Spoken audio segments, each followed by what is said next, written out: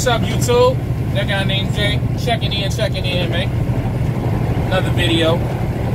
Alright, so we all know that I'm the biggest flip-flop on YouTube. At least that's the going joke. That's the biggest, you know what I'm saying? I don't think so, because I know some other YouTubers who have flip-flop as well, or job hop, but it don't matter. That's not what this video was about. I could care less what niggas do. As long as you're doing what you feel is best for your family, I salute you.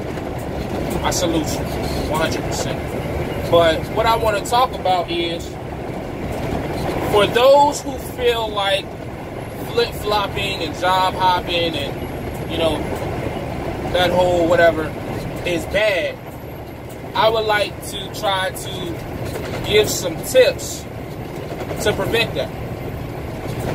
And I know this gonna sound crazy coming from me of all people, but I actually believe that I'm probably the best person to give this type of information, because basically I'm gonna just tell you the opposite of everything that I've done. So if I'm telling you if I'm telling you the opposite of everything that I have done, that should 9 times out of 10 lead you to being more consistent and successful with being consistent in your trucking career. This all in theory. This ain't no facts. This ain't even advice. This is just based off of my experience and what I would do differently now. What I'm going to do differently if I ever leave this company I'm with now. Which, you know, I don't like putting dates on how long I'm gonna stay there anymore, because I never bringing that shit anyway. But you know what, I'm gonna make a video about that. That's gonna be my next video. Anyway, okay, so cool, check this out. There's no particular order that I'm gonna put this, because all this shit is coming off my head anyways. Pause, I guess, I don't know. But number one, when you are looking at trucking, see, the thing about trucking is, the gift and the curse about trucking is it's ample opportunities out here. Meaning, before I came into trucking, right, it was hard finding a job. Now, I always would find jobs, yes, but those jobs weren't always the best. I.e., pizza delivery, working in a warehouse on the assembly line, things to that effect. So, when you go from dealing with the regular jobs, I ain't gonna say regular in a disrespectful way, but like regular as far as like just you don't need no special training or whatever. When you go from looking through the regular jobs to looking into trucking, it's way more opportunity in trucking than it is with the regular jobs. You know what I'm saying? Which is why once you get a CDL, I think Junior Honduras calls it, you in the NBA, never broke again. Because you're always going to be able, like, there's nowhere in the United States that you can go that they don't have trucking jobs. Trucking is almost recession-proof. Some would say that it is. But, like, it's always going to be a trucking job, whether you in Cali, Georgia, Washington, Massachusetts, wherever. Okay? So, sometimes, I ain't gonna say that's not a good thing, but for someone like me, who's just used to being able, or who's used to having to like scavenge for jobs, search for jobs, to be able to go anywhere I want is just kind of like, oh shit, like a kid in the candy store type shit. You know what I'm saying? So it's like, man, I can work here, I can work there, I got options. Like, trucking was the first time in my life where the power was transferred to me as far as how I wanted to work. Do I want to be home? Do I want to be on the road? Do I want to be regional? Do I want to be in a day cab? Do I want to be in a sleeper berth? Do I want an APU?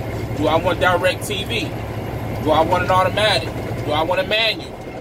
You know what I'm saying? These are options as truck drivers, which is why I don't understand the hate that we give each other, because it's just like, we're in a great industry, man. We have a lot of choices that the average person don't get to choose at their job. They just don't. You know, do I want to get paid on a W-2? Do I want to get paid on a 1099? Do I want to train? Don't I want to train? Do I want to run to the Northwest? Do I just want to do Southeast Regional. We are given a lot of options and a lot of opportunities. So that's what makes job hopping so easy, because it's just ample opportunities. You know what I'm saying? Like, you talking about sign-on bonuses and fucking extra pay because you know, you're gonna pull or you're gonna drive. I think it's prime that if you drive in that company truck, you get extra pay because that shit like a closet. It's just different things, whatever. I say all that to say this. Before you go to a company, suggestion number one, ask yourself, can you see yourself there for a year? Ask yourself. And I know that sounds stupid, that sounds simple, but just ask yourself. Because I know for a fact people who have gone to a company and just be on some, you know what, I'm going to just go here until something better comes along. Well, you know, you're used to saying that in the regular jobs, because it normally takes a year, 2, 3 years for something better to come along. And trucking, something better is 3 months away or 2 months away. So you may start a job, let's say you start with, you know, ABC Transport. I'm making shit up. ABC Transport. And you're like, man, I'm just doing this to get a job. You know what I'm saying? I'm going to just work here until I find something better. 2 months later, here come 123 Transport. They paying 3 cents more. You know what I'm saying? They got an APU, but they want you to, there's some things that you got to do differently than you was doing at ABC Transport. So you like, man, fuck it, I'm going to go, the grass look greener. You know what I'm saying? This thing, boom, boom, boom, whatever. And you go, like, yo, hey, ABC Transport, I appreciate the opportunity. You know, it's great working here, nothing against you, but I think I found a better opportunity at 123 Transport. So you go to 123 Transport. First thing you notice, when you was at ABC Transport, you was in the 2018, 2019 Freightliner. It didn't have an APU, but you could idle it. At at 123 Transport, they trying to put you in the 2009 International.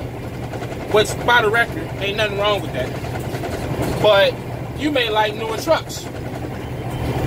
Yeah, it got an APU, but now you breaking down more.